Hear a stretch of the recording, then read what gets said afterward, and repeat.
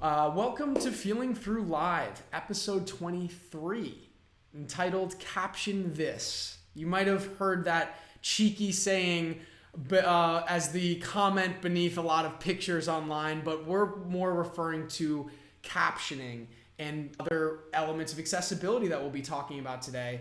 I have the distinct pleasure to be joined by Phil from AI Media. Phil, hello, happy Friday. Hi, nice to be here and appreciate the opportunity, Doug. Well, I'm really excited to have you here today and talk about again a lot of elements of accessibility, but first and foremost captioning. And what I'm really excited to talk to you about it is you're someone who I understand has been in the captioning game for about 3 decades now, seeing it go from I'm sure quite a lot of changes over that time. But before we hop into all of that, I'd love to just know how what got you into that field in the first place. Boy, I've never heard it put quite that way. 3 decades. You're making me feel pretty old here, Well, I mean, you but obviously you started when you were 6 years old, so yeah, exactly. So yeah, I just happened to kind of be in the right place at the right time. I was in college. I was working in the media center at our university, and some folks wanted to create Christian media for people who were deaf and hard of hearing, and I was working with them to set that up. Now, when that first started, this is back in the 80s, in the late 80s. It was an interpreter inset in the corner of the screen. That was the kind of the standard method of accessibility. And we began at that time, again, late 80s, putting captions. It was really more a matter of subtitles. That's kind of how it started, was subtitles. And then it quickly emerged into what's known as line 21 closed captioning. That really kind of got its footing, its grounding in the late 80s, and you started to see some programming on PBS, public broadcasting, that was captioned and so forth, and it began to kind of emerge that way and then continue to grow. So it was still kind of a specialty thing. It was incredibly expensive to do. Like a comparison of, at that time, it was probably $1,500 an hour wow. or so to caption, as opposed to now, it's around $100 an hour, depending, on different options and so forth. But it was extremely expensive, labor intensive, and so forth. But that's kind of where it started and where I started. Great. And then, I guess, there's a lot to talk about here. Given how much things have changed since then. But can you talk about, what are the primary changes that have occurred over the time that you've been in that space? Sure. Well, I think from an actual captioning standpoint, when you think of television and media, it went from a few select programs being captioned to the Telecommunications Act, which basically requires all programming to have captioning on it. So, I mean, that really opened up, a couple of shows to, however many shows are on your cable network now, that have captioning. So the actual market of television captions exploded. But that really is only one area of captions that we have seen. That kind of has been the, if you will, the lead generator. Mm-hmm. But what we're seeing is, and I've shared this with you when we kind of had a pre-conversation, but captioning is really becoming what I would say is a universal design concept. You would never build a building nowadays without an elevator, but elevators were not just to make it easier for everyone to get to multiple floors. Elevators were designed for people using wheelchairs primarily. But now you would never think of building a building without an elevator. Same with curb cutouts in downtown. I think that people pushing strollers and bicycles and even skateboarders would say they love the fact that there are curb cutouts, but those are standard again, right? They're universal design so that downtowns and city streets are accessible to wheelchair users, scooter users, and so forth. So, those are all things that have become universal design. I think captioning is very much the same way. I'm a walker. I go out and I walk, and I'm not creeping on people's houses, but I'll walk by and I'll see television sets on in people's homes, and you'll see the captioning on. A lot of folks keep the captioning all the time.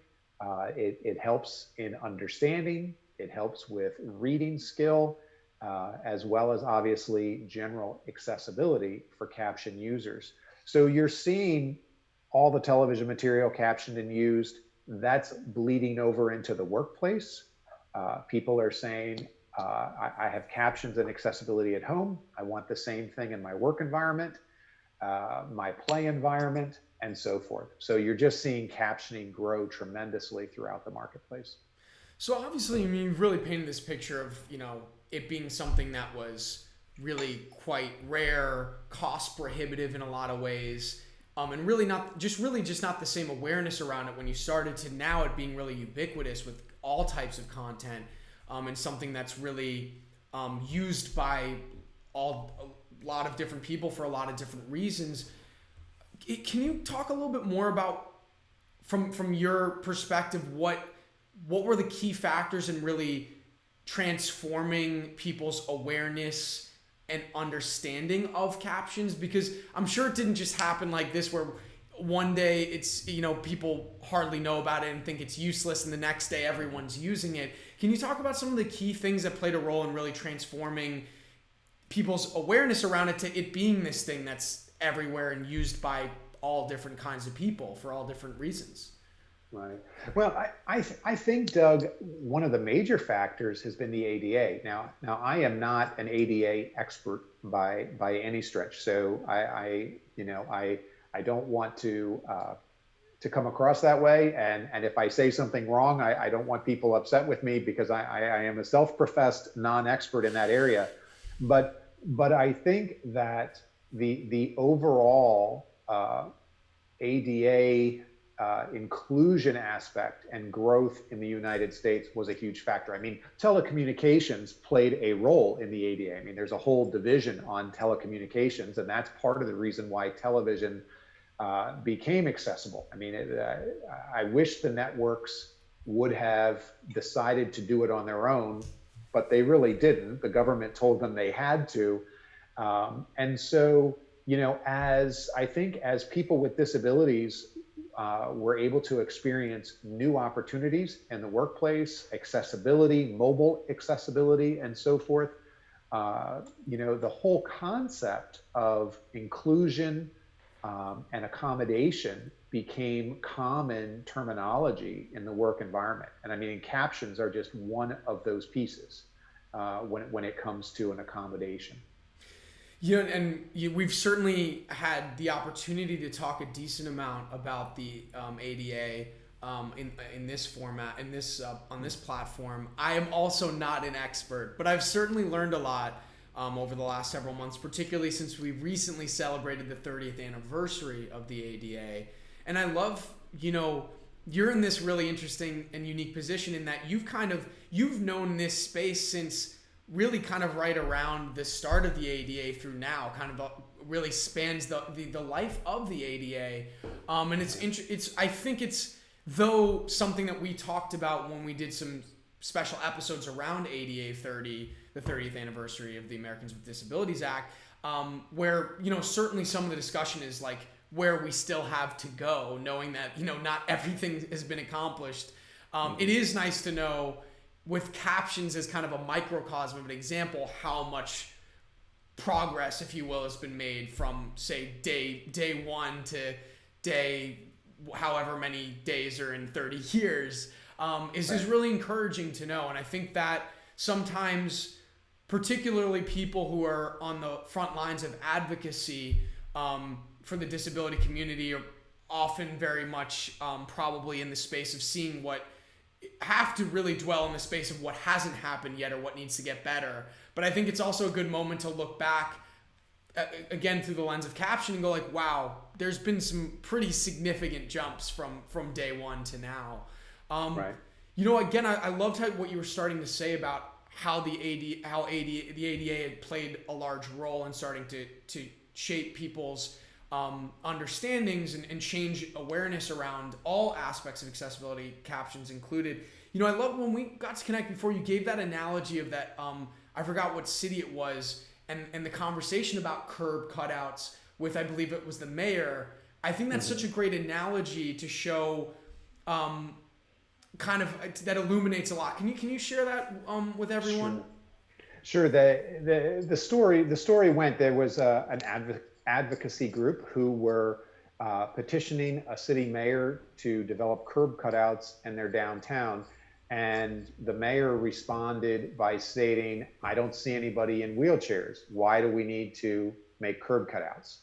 And so that really, I have heard that story used in many opportunities when it comes to an inclusion kind of aspect. I mean, it really becomes kind of a chicken or egg, or we're not going to see, inclusion if we're not providing the opportunity for people to be included. And so I think that captioning has kind of played a major role. I wanted to elaborate on that, Doug, because I think that one of the things that's important to note is, people have gotten used to it on their televisions, right? So, and as I had mentioned to you, it was carried over into workplace, also carried over very heavily into the academic setting. That's probably one of the areas where we have seen the greatest amount of growth, is within the academic arena for students who have wanted to go to educational institutions. And when I first started in this, captioning, also known as CART, it's kind of a derivation of captioning, but so it's CART is used, communication, access, real-time translation, used typically in a one-on-one communication standpoint or in a larger room. And what has kind of happened with that is when we first started in this industry, because of the cost, CART was only provided to, I would say, master's level students or above. Okay, it was kind of like that was, now how these folks ever got to the master's level, I don't know, from a struggling standpoint, but the powers that be felt that that was an appropriate time to invest into that group, was when they were advanced level students. So we saw that, then we saw it go to the point where it was all undergraduate students had access to these services. And that is still where there is an extreme amount of services, okay, being offered. Now we're seeing it in the high schools, okay? We're seeing the benefit of text services for people with hearing loss, having to communicate in a larger group and so forth. And we have seen the services now being used all the way down to about the fourth grade. And so that entire kind of group of people continues to expand on who can benefit. And we also talked about this in our prior phone conversation, but I have found that there's two groups of folks who utilize captions. There are the people who are appreciative and thankful, and there are the people who say, why did it take you so long?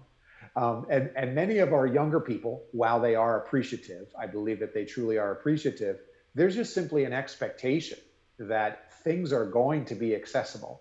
Whereas population my age, they remember when it wasn't accessible at all and are appreciative of all the opportunities that take place. Doesn't mean that they're content. I'm not going to overgeneralize. I mean, I think that folks still want to see more inclusion and more opportunity. But it's kind of interesting, those two groups of people, those who are like, wow, I remember when, and those who are going, I can't imagine when, that kind of thing. And it's, I think it's that that expectation that younger generations have now, having had being able to grow up with it being a lot more part of their lives because of the changes that have started with or were really amplified by something like the ADA and how that started to shape and mold perceptions in society. So I mean, I think there is something, what's really great about when you get to that next generation where it's expected, it becomes so embedded in the culture in a way where I'm sure it really helps it become that much more prevalent. So, and it kind of like has this snowball effect. When people go from being like, man, it's great when we can have this thing to, oh yeah, we should always have this thing. It definitely helps ramp that up. So I'm sure that's this kind of next generation that grew up with it, I'm sure has really helped move it to the next level as far as prevalence. Absolutely. Absolutely. Doug, kind of a quick side story. So I volunteer at our local high school as part of their business incubator program. So I get to work with high school students and we develop business problems and solutions. It's an exciting opportunity. So I can remember when I first went into the high school and I was like, hey, let's grab some paper and let's write this down. And they all like looked at me. And I quickly realized that they are a complete tablet high school. They have no books, they have no paper, they have no pens. Everything is done on their iPads, right? And so that was the first light bulb that went off for me. And then as I talked with them, I quickly realized that the young people today, they have an understanding of technology and the use of technology that I will never have, simply because not because I'm ignorant or I don't want to learn it, but they have just been brought up with it and will develop it and utilize it in a way that I never will. And I think the same thing as what you just said, is that they're the generation of people who have grown with this level of accessibility will take it to a whole new level over time and developing it. And that's an exciting opportunity. And on that note, you kind of started to get to it, but what role has technology played in this? I'm sure, it's not just public awareness and perception of captioning and other accessibility services that start to really change the tide and bring down that hourly number from $1,500 an hour to like $100 an hour. How has technology played a role in really kind of accelerated all of this? Yeah, well, I think that you see it primarily in like where people are able to access services. So for example, when I first started in this industry and we were developing, I guess it was closer to the year 2000 that we began to develop remote services. Everything was on site. Up until then, it was specially trained court reporter, stenographer who would go on site, set up their computer, set up a laptop. The other person would read the computer screen and so forth. It was around the year 2000 that we began to provide remote services. Okay. And I don't know if any of your viewers remember dial-up internet connections, but that was where we started, was telephone line dial-up. And if you got a good connection, then you could maybe do a little bit more work. If you didn't get a good connection, you were stuck with it. But then soon after that, wireless started. And when wireless started, that gave us a lot more opportunities to go on college campuses and develop services. Now it was spotty and depending on the campus. I'm from the Chicago area. We have a number of old universities here where they're heavy concrete walls and so forth. So it was difficult sometimes to get a good signal. But now, fast forward 20 years, wireless internet is everywhere. And I think like one of the coolest places that we've seen is we have worked with some medical students in Wisconsin. And within the medical arena, all hospitals have wireless, including like surgical suites and emergency rooms, and there's wireless everywhere. So we have had some physicians who were studying, medical students who were studying, and they were hard of hearing and they needed cart services.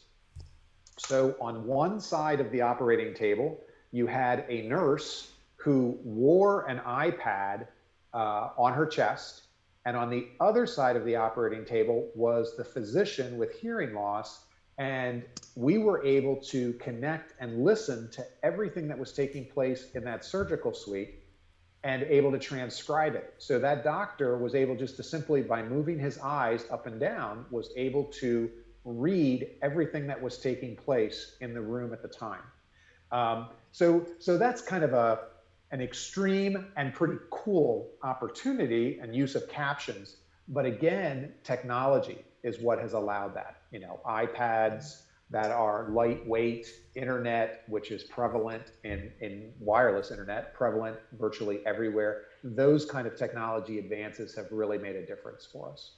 Wow. Well, yeah, certainly. You know, there's certain ways in which where my mind would go as to how technology has played a role, but certainly would have never guessed this anecdote you just shared about an iPad that's where the captions are going to, so that a surgeon can read it during surgery. I mean, that's certainly a great example of multiple technologies at play. That's, I'm sure, something that you probably never would have imagined at the start of your journey in this space. Right.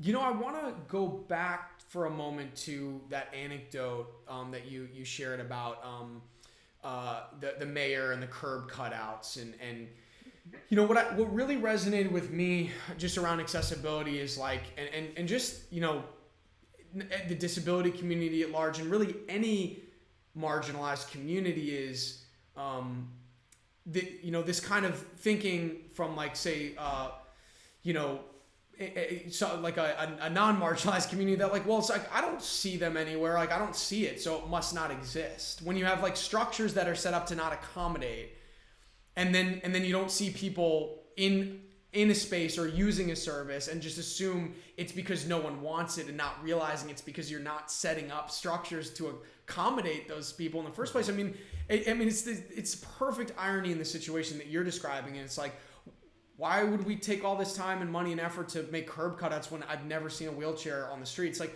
well, maybe it's because it's not very easy to get around because there are no curb cutouts. So I think it's really it really illuminates so much of why universal design, and, you know, I've heard it said in other ways as well, but that's certainly an oft-used term, universal design, and why being forward-thinking and really aware of, say, in this case, accessibility is so important. Because for a lot of people in their day-to-day lives, it might not be something that's an absolute necessity to them, and it might not be in their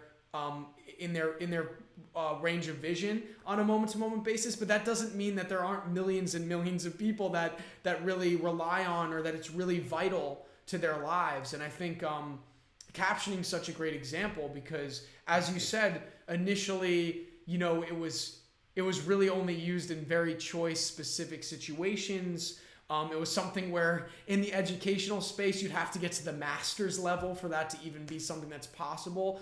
And now, not only is it more prevalent for, you know, some of the communities that one might assume need it more, but like in many ways, there, you know, I know plenty of people who watch a lot of content with the captions on, who aren't necessarily hard of hearing, but maybe they're watching a show. I know a lot of people who watch like some of those BBC shows, who are Americans, who don't understand thick accent, like thick London accents, and are using captions to understand the content that they're watching.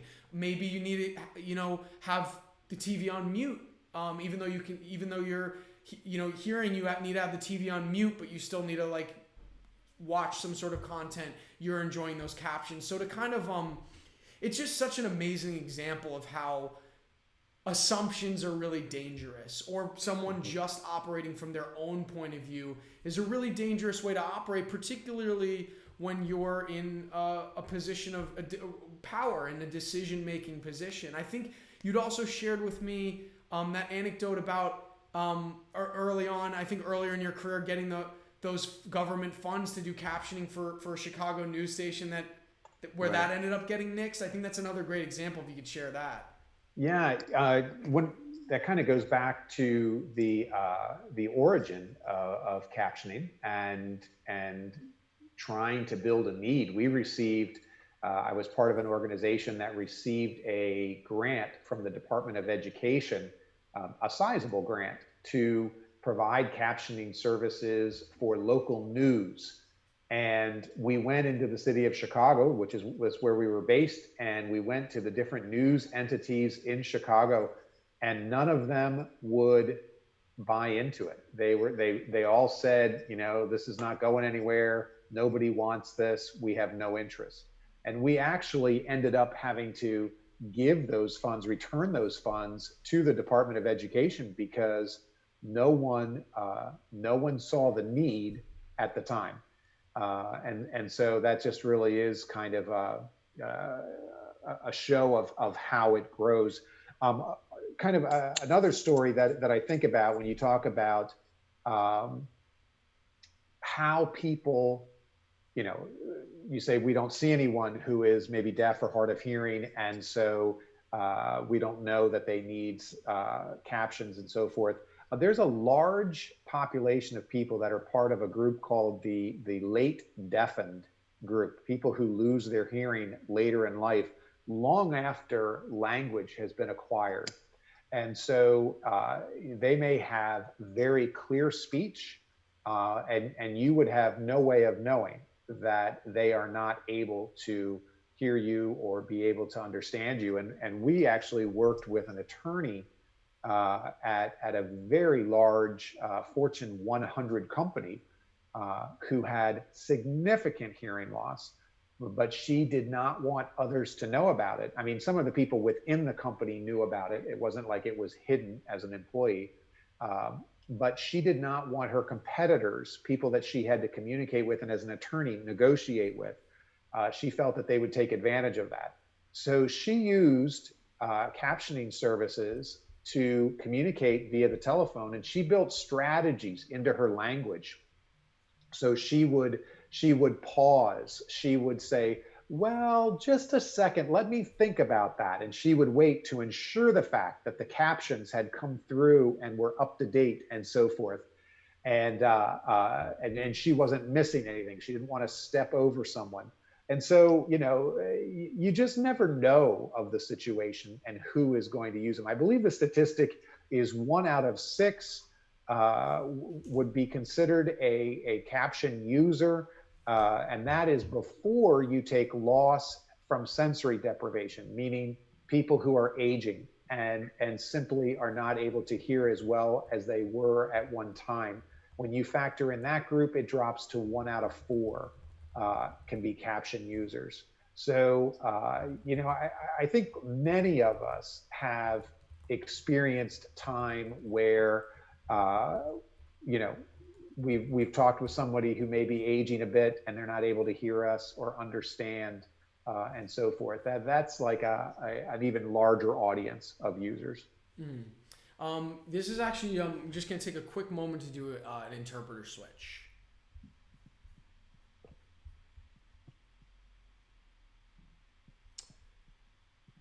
All right, Jamie, good to go? Excellent. So, continuing here, and another, again, just to kind of bring back to this, the topic we were discussing around there being sometimes this lack of understanding of people in decision making positions of like what is actually needed or what is necessary or vital.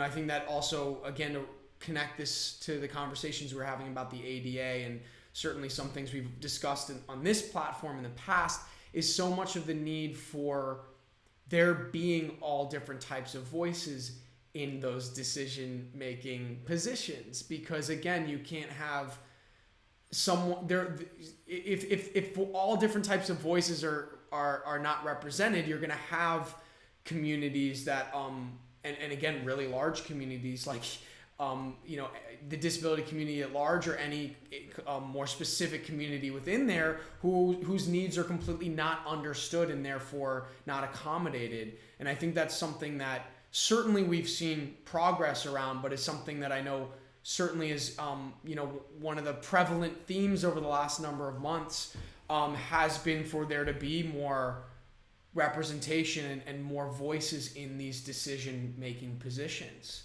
I'm wondering, for me personally, it's been an interesting journey, being a part of, certainly a part of the deaf-blind community, and the disability community with this platform.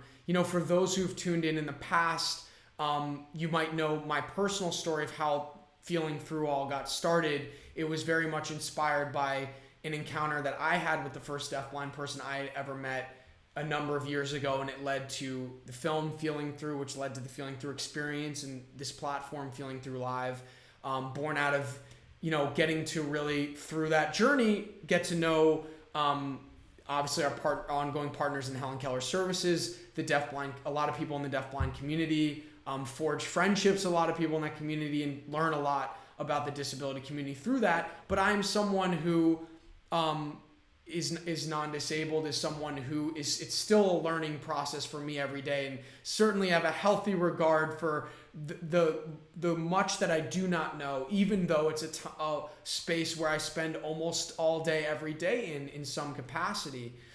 So I'm wondering, with you as someone who I think is in a similar boat thematically, in the accessibility space, how do you interact with that, being someone who's kind of bridging two worlds in being in a space that's, again, not, as we've already described, not solely for captions, aren't only for people who are deaf or hard of hearing, like you've well described, but that is kind of a lot of what it's born out of in a heavy amount of the user base, as is accessibility.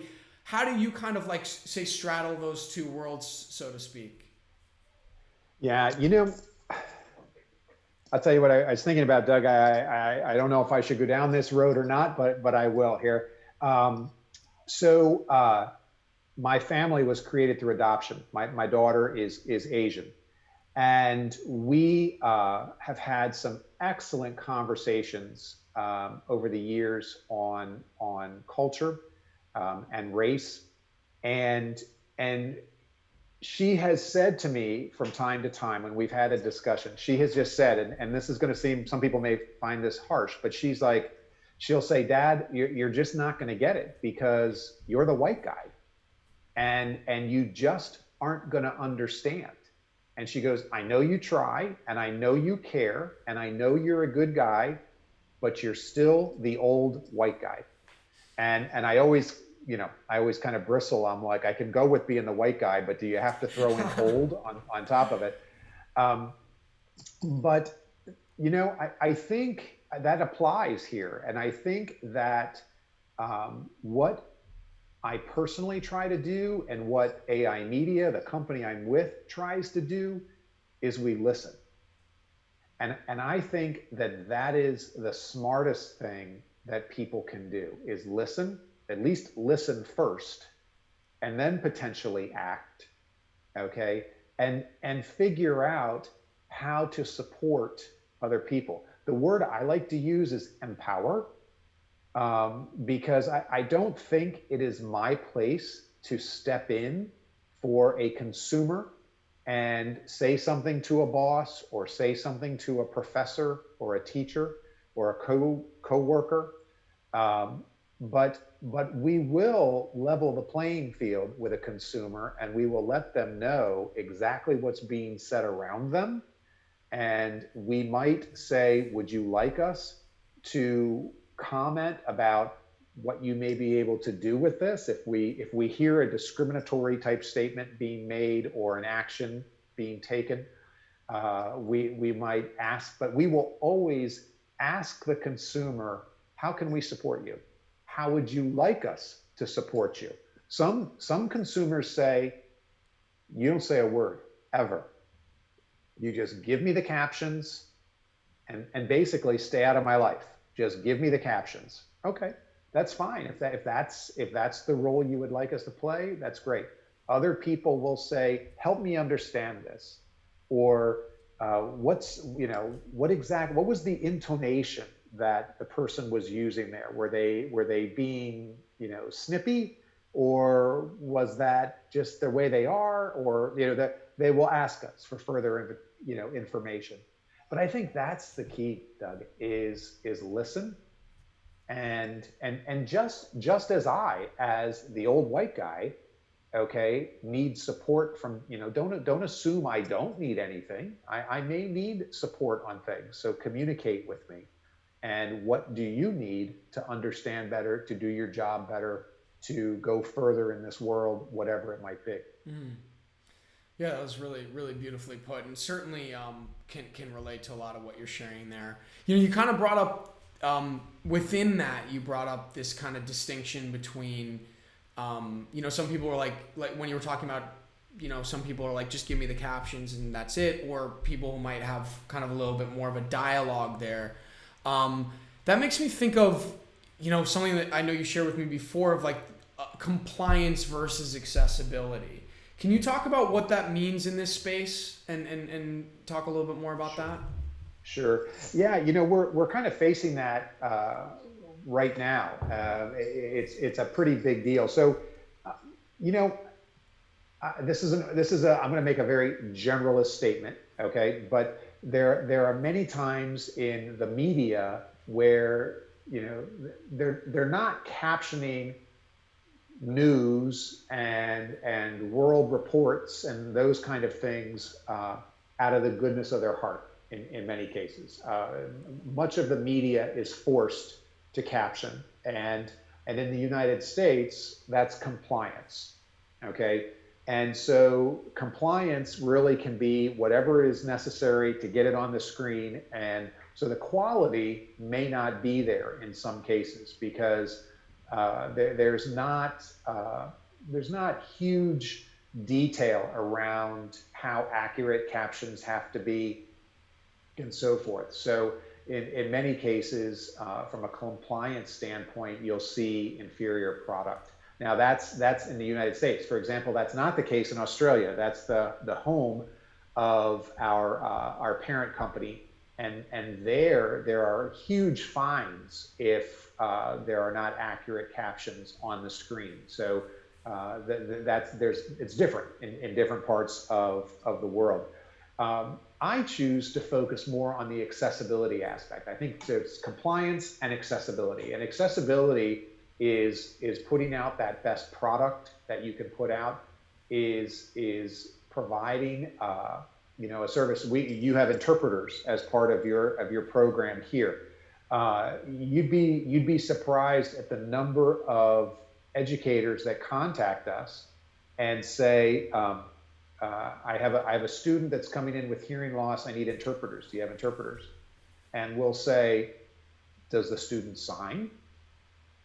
And they'll say, I don't know. And I'm like, well, that's step one of accessibility, is you need to find out what the need is and then staff the need. They may not be a sign user. Not everyone with hearing loss knows sign language. And so we really try to focus on that accessibility aspect. It's more about the person and working to develop a solution that will support an individual as opposed to one size fits all. So. And on that note of accessibility, Alice Eady from the NFADB just commented about that distinction between captions and interpreters, and that a lot of times there's also this assumption made that, oh, we don't need interpreters because it's captioned, so we're good. And as Alice was pointing out, and something that I've certainly learned through my journey of accessibility, is that there are people whose native language is ASL, and that's really the accommodation for them is providing an interpreter, because it'd be like someone else whose second language in their case, which might be the captions, wouldn't be as proficient for them as having their native language on the screen, which is ASL. So it's those kind of understanding those I don't even want to say nuances, because at some point they won't be nuances when they're better understood, is really right. What about to speak to the accessibility side of that conversation. Right. Yeah, I think that, and I think that that's partially just education and helping people understand. We don't think twice about it when it's a spoken language. Somebody's Exactly. primary language may be Spanish, or might be German, or it could be French, or something to that effect. You don't think twice about it when it's that kind of spoken language. But I think it really is just an educational aspect for people to recognize that American Sign Language is a language, and this could be someone's primary language, and we need to support them as such. Absolutely. Another question here from our viewers, Hillary.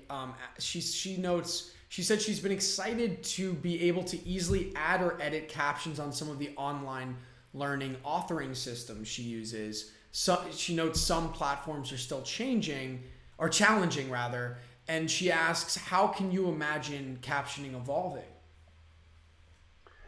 Well, I think that it's going to continue to get better and get easier. I think that there are going to be different levels of captioning.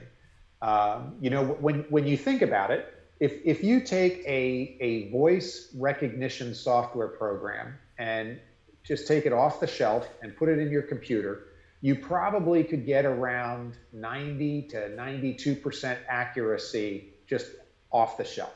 So when you think about it, 92% is pretty impressive, from nothing to 92%. Okay.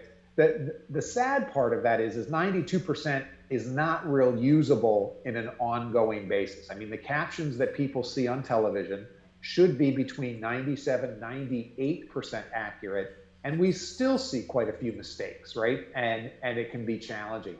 So where automatic speech recognition tends to break down is around punctuation, is around proper nouns, those kind of things, which are really pretty critical, okay? But it's getting better, and it continues to get better.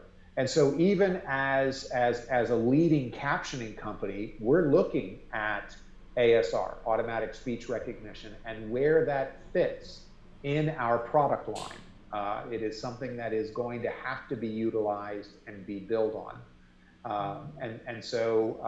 We're looking at it to make things easier. The market. I don't know if you know this or not, Doug, but the captioning market has, with COVID, has gone absolutely insane. People are captioning things that never captioned them before. And part of it is the online laws that have been established. But also what we're finding is people were able to communicate better one-on-one, and they were able to get along or be able to understand. Now, with things being online and the internet not always getting a good connection, and you can't control somebody else's microphone, that they have found the need to have captioning for online materials. And our staff is, I mean, we have hundreds of uncovered jobs because we can't keep up with it. And there are, all the companies are listing across the board trying to find coverage and secure people to provide this service and so forth. So we're just seeing kind of it just explode. So when you have that kind of problem, you're going to start looking at alternatives. People are going to be looking at how can we utilize these off-the-shelf products to make things accessible, but we're going to have to couple that with quality to make sure that it's good. Yeah, and I was gonna ask you. You beat me to it. How the pandemic has really played a role in this, and as you've just noted, there's been a lot more captioning happening.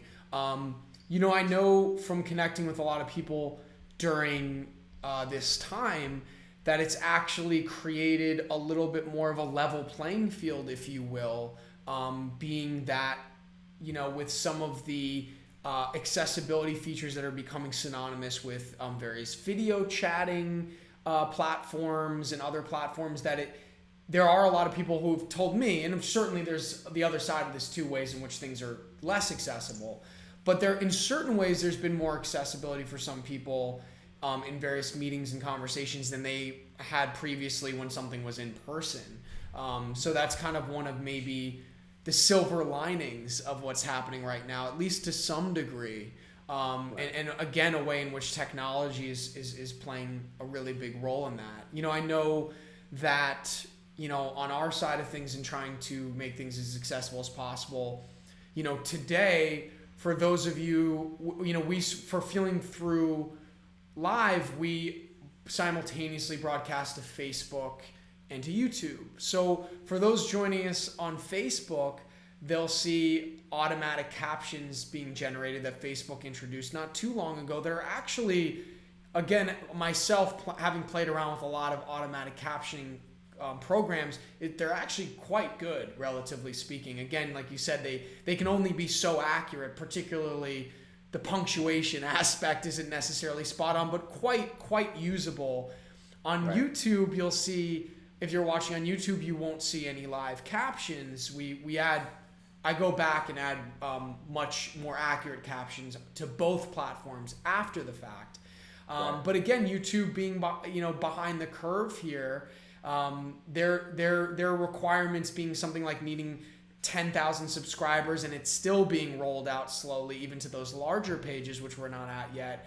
And really, hopefully, we're getting to a point where what Facebook is doing is the norm for any platform, particularly ones that are widely used. I know John, who's joining us, notes that many videos on Instagram and Snapchat have absolutely no captions or aren't subtitled unless someone goes out of their way to post it as such. And he asks, how can we help to provide access in those spaces? Right. That's a great question, and I can go back and look it up. It just came out yesterday. One of those two providers has announced that they will be providing, or that they are now providing, online accessibility. So I can't remember if it was Instagram or Snapchat, but one of them just announced yesterday that they will be providing a similar service like Facebook, like YouTube, like some of the other folks. And so I think that again you're seeing that they're looking at it probably more from a compliance standpoint. Okay, and that's my opinion. I have nothing factual to back that up, but I think that they're looking a bit at a compliance standpoint.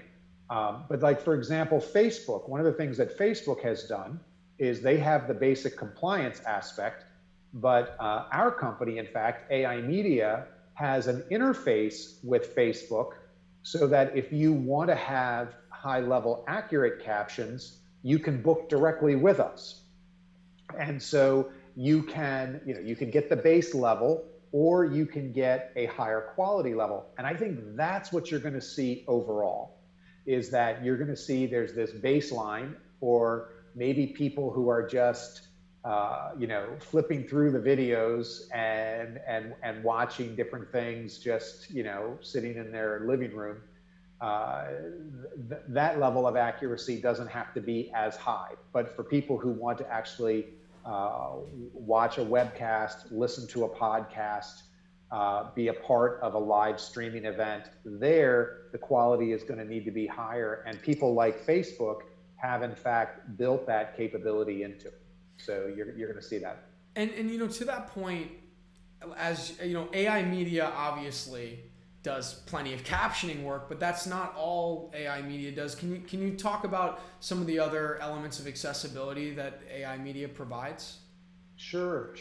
So probably the two that come to mind in particular is audio description, which I'm sure you and your viewers are familiar with. And we provide two levels of audio description: an actual human who will narrate. We also have a synthetic voice, and where we have used that, because we're a global company, so we're all over the place. We have had to do audio description, so we've taken English speaking programs, but the audio description might be in French. Okay, so we have multiple languages that we can change it into synthetically. So we can have an English version and a French version, and we're working with a number of different Asian countries as well. So a Chinese version, so forth. So that's kind of a little bit of a nuance when it comes to the audio description. The other program that we have is a service called Scribbler that has been used in the Asperger autism spectrum. And so one of the things that we found is through one of our staff in England is a specialist in that area. And she designed a program that basically well, this is a rather simplistic view, but it strips out a lot of the kind of the adjectives and extra language that can be distracting to someone who may have a form of autism. So if you remember the phrase, just the facts, just give me the facts, that's kind of how this service operates. So we listen in an educational arena, and then we strip out all of the extra language, and then we give captions. The captions tend to help people focus. So they're, rather than maybe looking all around the room, they're able to focus specifically on the captions on the screen, and it's simple text, and they're able to access that simple text. So those are two different, as well as captions, and then, changing captions into multiple languages. We're seeing that. I think that's kind of a cool thing. We'll do a conference in English, and now we're doing things remotely, Doug, but we'll do it in English, but it will be in 10 different languages simultaneously, going out to all different parts of the world. So pretty cool opportunities. That is really cool. And, again, as someone who's always trying to learn more about accessibility, I'm certainly very familiar with audio description, and we've used that ourselves, but it's interesting to hear some of the nuances of how it's being applied, how your company's applying it, and some of the ways in which technology is creating some new options there. Yeah, so with kind of the final kind of moments that we have here today, I'm wondering. I guess I just throw it to you. Is there anything that we haven't covered that's something that you'd like to note on your end? No, I think that you have covered it quite well. I appreciate the opportunity. I think that it's kind of ironic that a presentation on captioning is summed up in the word listening, and I think that is really what people could take away, is that we need to listen, we need to understand what the need is. And how we can meet that need for people with hearing loss. We're just seeing an enormous growth and need. We oftentimes have commented that if someone is utilizing a service in all their academic classes, most likely they could utilize this service in other walks of life too. I mean, people are not simply hard of hearing or deaf in one environment. They're hard of hearing and deaf throughout life.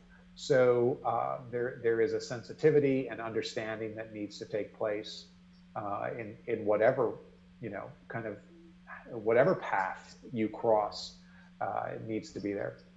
Well, that is a beautiful closing statement there, I would say. Can you tell people who are interested in learning more about AI media, or perhaps need your services, where they can find more information? Absolutely. We certainly are on the web, and that is now I'm drawing a blank even on our website. AImedia .tv is it's AI-media.tv is a website, and more than happy to answer questions. Be an educational resource. There's tons of information there as well. And we'd be happy to answer any questions. And I will add to that I suggest following AI Media on social media, on Facebook in particular. Not only do you guys have a really large following there, but are constantly sharing a lot of very interesting content. the in and around the accessibility space. So a lot of really interesting content that's shared there. I've certainly learned a lot about what from what you've shared there. So I encourage viewers to follow your social media as well. Yeah, thank you. I forget that I'm not a huge, remember, I'm the old guy, right? So I'm not as into the social media side of things, but Facebook has been a really strong opportunity for us to share a lot of really positive information. So, yeah, thanks. well, absolutely. Well, again, Phil, it was really a pleasure having you on today, and looking forward to connecting more with AI Media and learning more about what you guys do over time as well. Thank you very much. Appreciate the opportunity. Thanks, and thanks to the interpreters who make my words accessible. Thank you. And thank you to all of you who tuned in today.